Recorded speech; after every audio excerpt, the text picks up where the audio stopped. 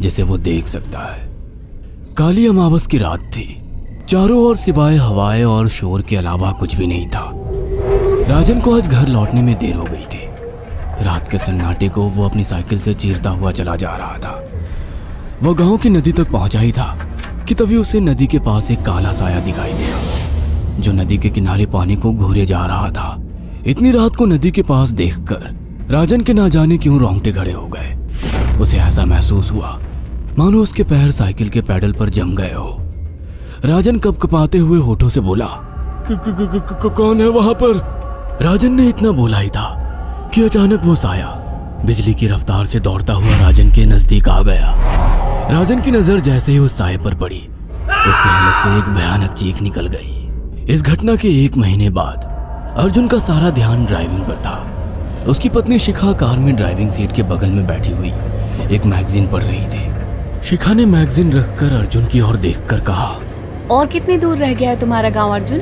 बस थोड़ी दूर रह गया है, आधे घंटे में हम पहुंच जाएंगे। तुम्हारे चेहरे पर इतनी टेंशन क्यों है?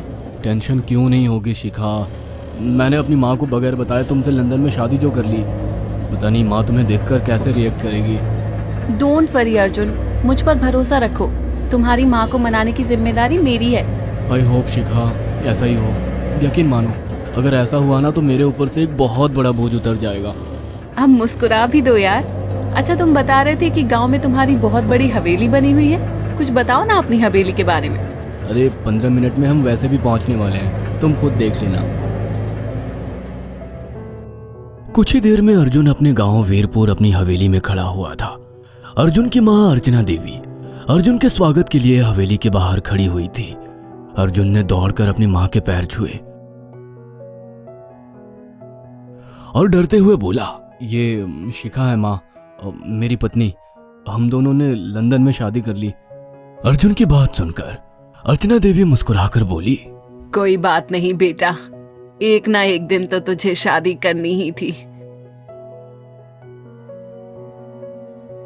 इतना बोलकर अर्चना ने अपनी बहू को गले लगा लिया और वो अंदर आने का इशारा करती हुई वहां से चली गई।